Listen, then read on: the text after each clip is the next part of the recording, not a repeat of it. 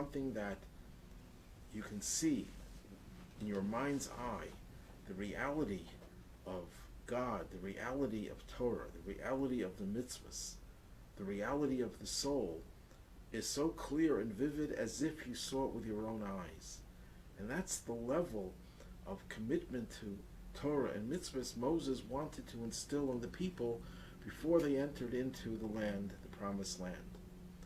Another thing about seeing, which gives it an advantage over hearing, when you hear something, you have to hear one part of the subject at a time, one word at a time, one sentence at a time, and then you formulate an idea of what the subject is, one paragraph, and then you get to the whole picture. And the key word here is picture, because when you see something, you see the entire picture in one gaze. You can look at a piece of art, and it takes you a few seconds to get it all in, and then you can go on speaking about that piece of art, if you're an art connoisseur, for many, many hours, if not days and weeks. When you hear something, you only hear one thing at a time. You don't get the whole picture. When you see the picture, you get everything. It may take time for you to extract everything. Well, that's what Moses wanted. He wanted to give people the ability to see the whole picture. You see, what is lacking very often in people's commitment is that even though they're convinced of the truth of God, the truth of Torah and mitzvahs, it's hearing about it. It's something they hear and understand, and in doing so, they don't get the whole picture. They get little parts and pieces, and sometimes it's hard to put the pieces of the puzzle together. But when you get the whole picture, even if you don't understand every nuance, you're impressed by the picture. It has a tremendous, indelible impact on the person. And that's what Moses was saying, Re'ei. And what does he say? I'm placing before you, of course he's speaking in God's name, I'm placing before you a blessing and a curse. And it goes on to say that the blessing is given to you when you listen to God's commandments, and God forbid the curse if you don't listen. But here's an interesting Hasidic interpretation, and it just changes the punctuation over here. Instead of saying, see, I present before you today a blessing and a curse, it reads as follows. See, I present before you that there could be a today of blessing, there could be a today of curse. What does he mean by that? There's a verse in the Torah that says, Hayom, today, im tishvu b'koli, I will bring the redemption today if you listen to my voice. There's a certain urgency that a person who is really committed feels, I have to get it done today, because I have to seize every opportunity to do another mitzvah today, because today could be the day in which the whole world will change for the good through my actions. And it may be my additional mitzvah that I'm doing today that I'm not going to postpone for tomorrow because we want Mashiach today. We don't want to wait for tomorrow. But then that's the today of blessing. You're impatient, or as the Talmud says, the world and life is like a wedding. There's a smorgasbord. Chatov v'achol, chatov v'shasi. Grab whatever there is to eat, because in a few minutes the waiters will take it all away. We seize every opportunity to do a mitzvah. Conversely, there's the day that is a curse. There's a biblical verse that talks about the hedonistic attitude of people who say, let's eat and drink and be merry today because tomorrow we may die. So they also want to seize the opportunity to indulge and engage in the most materialistic pursuits, in hedonistic pleasures, not realizing that that is a day, but it's a day of the opposite of blessing. Then he goes on to talk about how the Jews are going to enter this promised land, and when they get there, they're supposed to destroy all the idols and all the institutions of idolatry. Then it says, don't do this to God, your God. What does that mean, don't do this? So one of the interpretations is that whatever we're supposed to do in the pursuit of the destruction of idol worship, we shouldn't do that to God. In other words, we shouldn't try to destroy the temple in Jerusalem. We shouldn't try to destroy a synagogue. We shouldn't try to destroy a mezuzah or any holy object. And of course, that is the simple meaning of the text. It's one of the 613 biblical commandments. But that raises a question: if that's the only meaning, does a Jew have to be told that he shouldn't treat God the same way he treats an idol? Why does the Torah have to emphasize so stridently, don't do the same thing that you're doing to the idols, don't do it to God?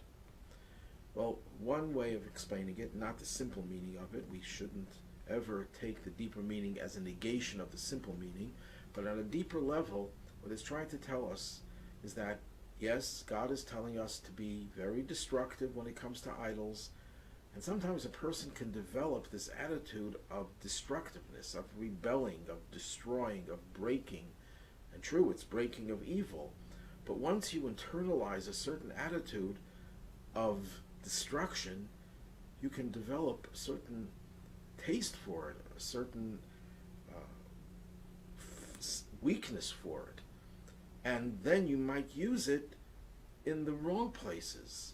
We find people who rebelled against the materialistic ways of their peers, of their parents, and they became very religious and very spiritual, and that was great. And then they started rebelling against their own institutions that were positive. They weren't religious enough for them. They weren't good enough for them.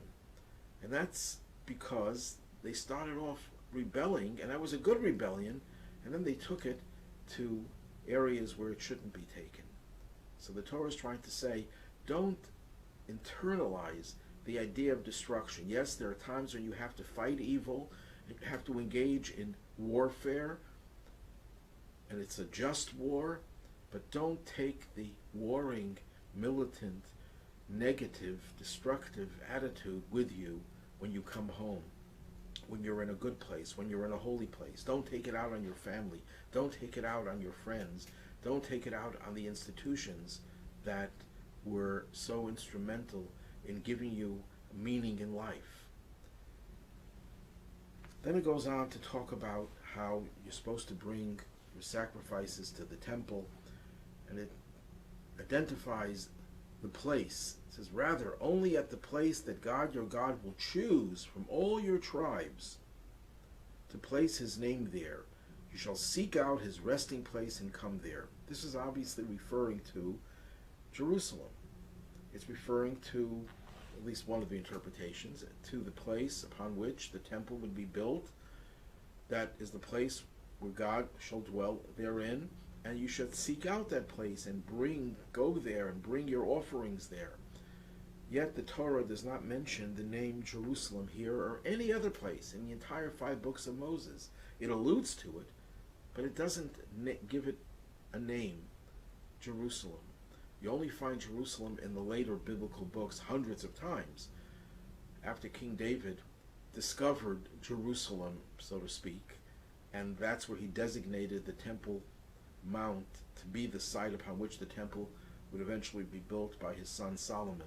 Why doesn't the Torah give you the name Jerusalem? So the simple explanation is, if everyone would know where Jerusalem was, that was going to be the capital city, the place where God would dwell, every tribe would argue, we want to be close to it. We don't want to have our share far away. But there's a deeper explanation as well. Something that is holy has to be sought out. We have to seek holiness. We can't just say, well, if God wants me to be holy, let him just bring it into my living room.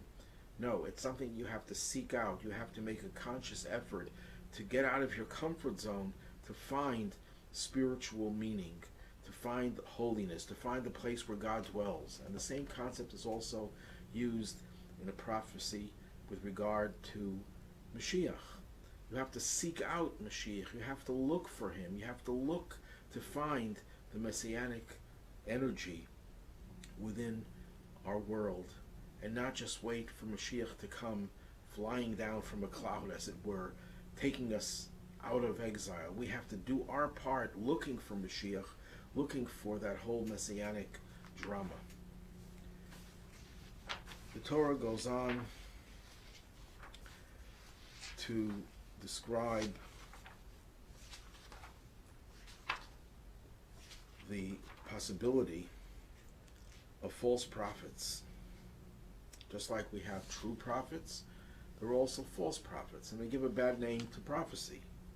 But it's possible, as the Torah predicts, and this is something that came true, that one of your own people will arise as a prophet, and he'll give you a sign, a wonder. He'll perform miracles.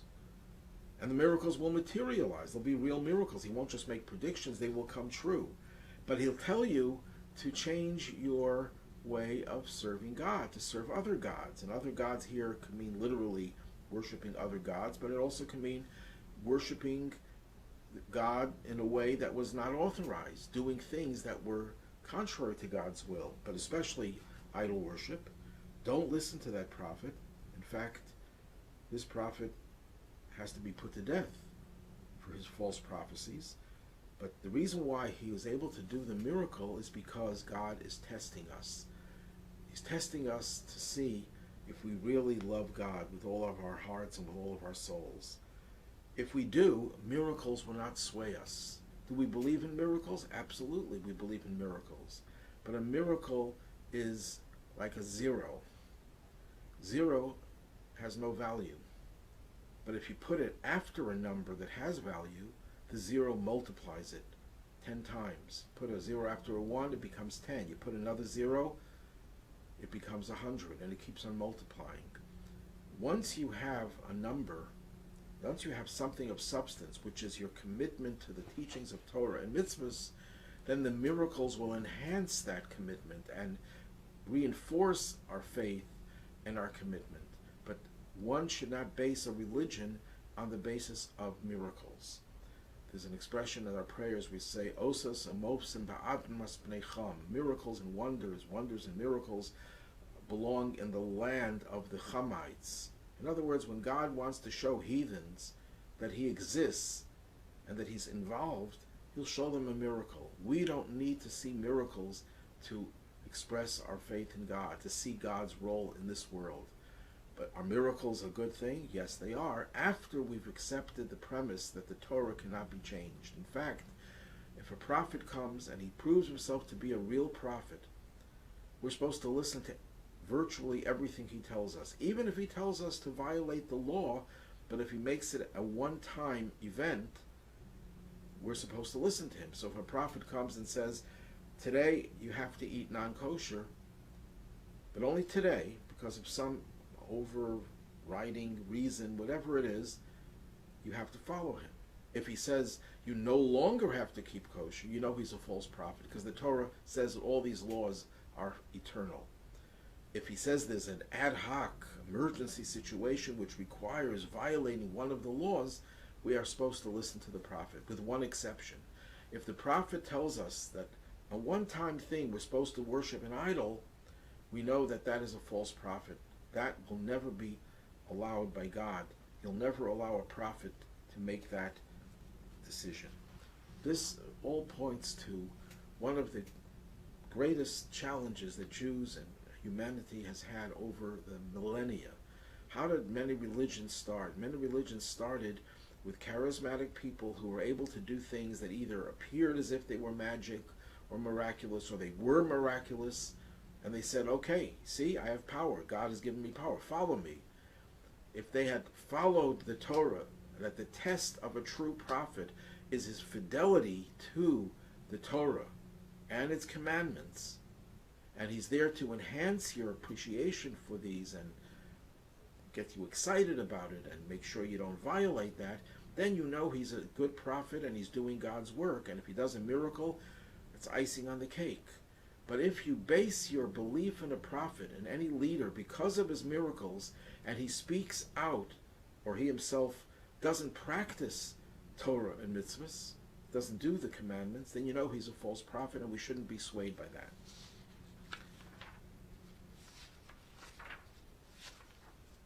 Then the Torah goes into the laws of kashrus, the Jewish dietary laws, what we're allowed to eat, what we're not allowed to eat. We know that fish, most fish are kosher, but in order for a fish to be kosher, it has to have fins and scales. Most all fish, the Talmud says, that has scales have fins. So you really only have to check for the scales. What does that mean? When you say that a fish is kosher, it means that it's fit for consumption and that it can contribute to our health, physical and spiritual health. But whatever exists in the world of fish or animals that determines whether it's kosher can also be applied to our own lives. That we, in order for us to be a kosher fish, human fish, we also have to have fins and scales. In order for us to be a kosher animal, we have to have split hooves and we have to chew our cud. That means we have to regurgitate. That doesn't mean that we have to do these things physically. We don't have fins, we don't have scales, and we don't have split hooves, and we don't regurgitate our food. But it has a spiritual meaning. The idea of fins is what propels the fish. A human being, and a Jew in particular, cannot stay in one place. He has to be able to propel himself, to go from one place to a higher place.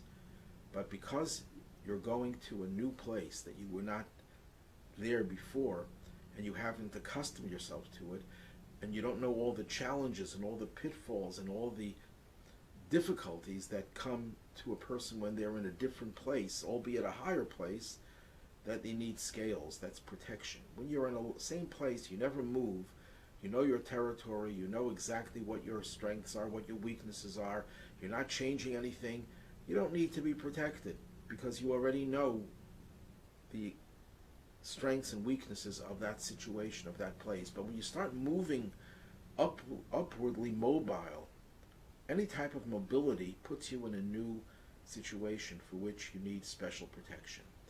That you have to know that I have to watch out. Sometimes you can go high, and by going high, you're actually setting yourself up for a bigger fall. So when you go higher, you have to have this protection. What about the animal? The animal has to have split hooves. The idea of a hoof is what connects the animal to the ground. We are both in possession of a godly soul and an animal soul. Most of what we do is motivated and animated by our animal soul. The power to live, to eat, to take care of our bodily and physical needs. Now, whenever our animal soul is touching the earth, which means whenever it's engaging the material, the physical, we always have to make sure that its engagement is not totally connected. There's always a split, a crack in our connection. That means we allow some light. That the animal also has to appreciate, the animal soul of the human being, that there's something higher in life. Then when it comes in contact and engages the earth, the material, it's not going to drag you down, but you will be able to elevate it. But again, it's still not enough to make it kosher. The pig also has split hooves, but it's not kosher because it doesn't regurgitate, it doesn't chew its cud. What that means spiritually is that whenever we try to engage the physical world, any type of mundane activity, any type of non-Torah and mitzvah-oriented thing, we always have to rethink our position, our interaction. Is it the right thing? Am I doing the right thing?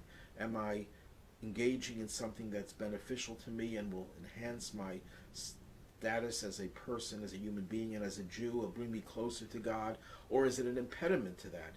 So you have to have split, you have to chew your cud, meaning you have to rethink things and not impulsively jump into whatever physical, material-oriented situation.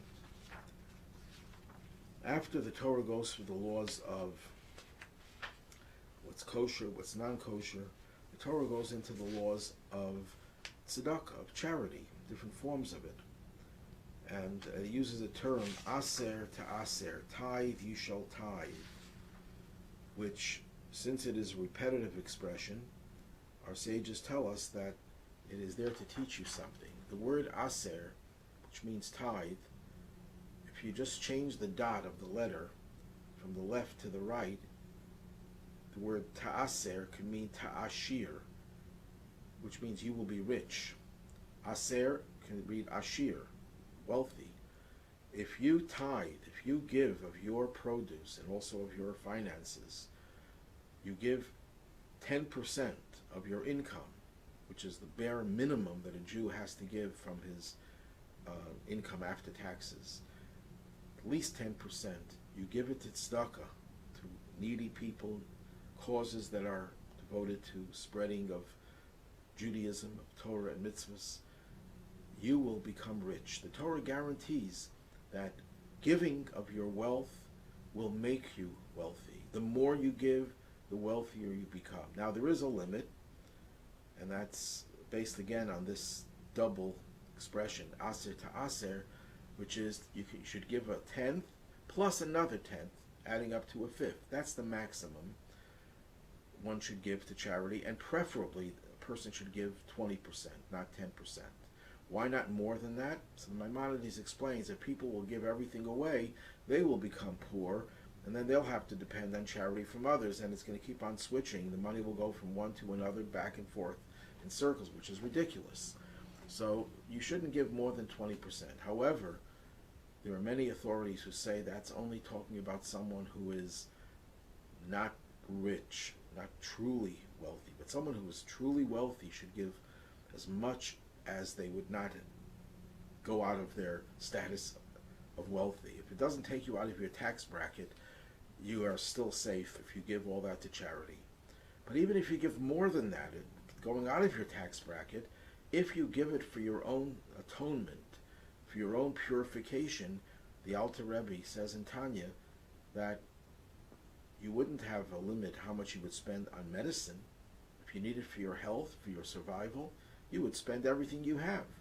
So when it comes to giving tzedakah as atonement, as purification, as a cleansing agent, there is no limit how much you can give. But at least one should give 10%. That's the bare minimum.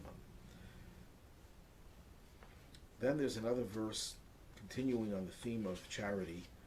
It says, Kiyeh b'cha evyon, if there shall be a destitute person among you, from one of your brothers in one of your cities, in your land that God gives you, don't harden your heart or close your hand against your destitute brother. Rather, you should open your hand to him and give him as much as he needs, so on and so forth. This is a simple, self-explanatory mitzvah that you're not supposed to withhold money from someone who is needy, someone who is destitute.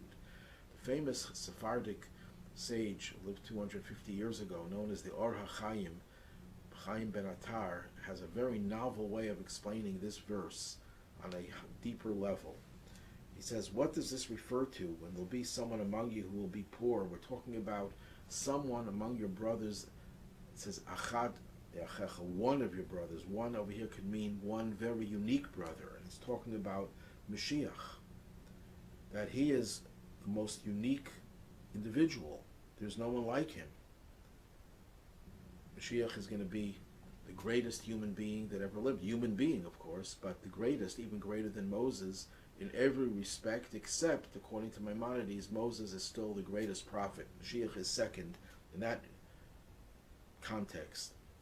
But anyhow, if there is among you a poor man, why is Mashiach called poor? Because the word poor here, Evyon, means someone who is needy, who desires everything.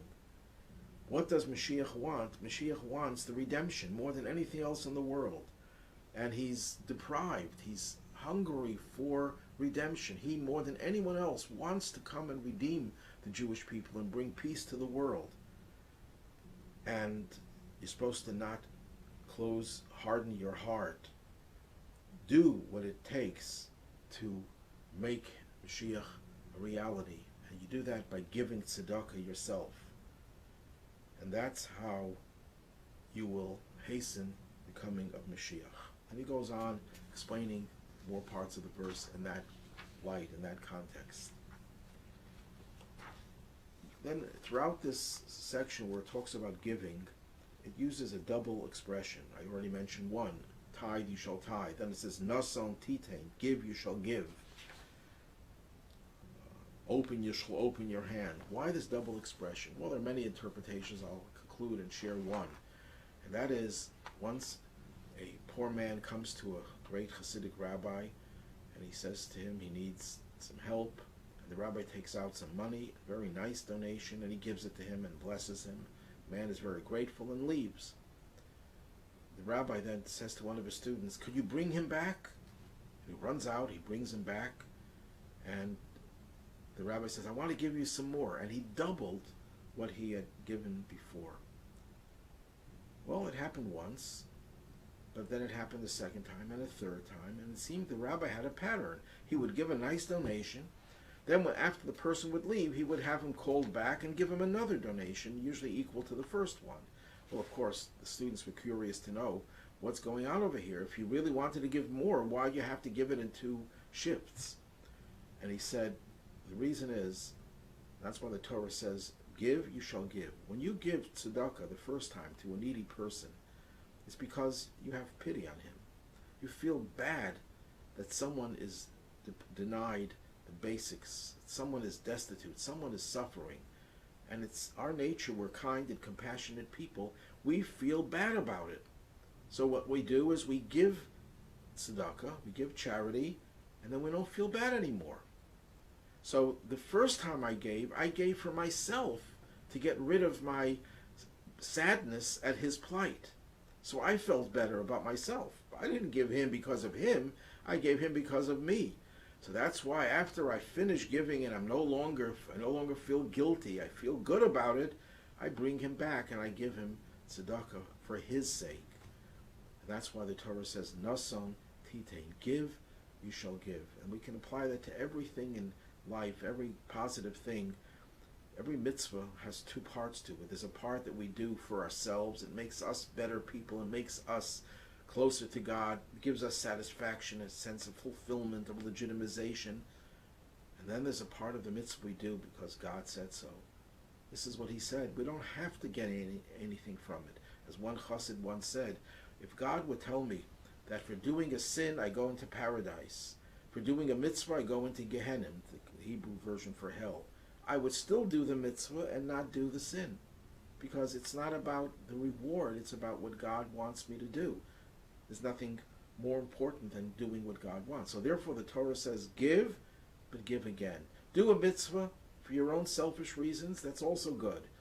But then try to do more than what you feel you need for yourself, just to show that you're doing the mitzvah for the sake of the mitzvah. And that will certainly bring, as our Chaim says, that we will take care of the poor, the needy.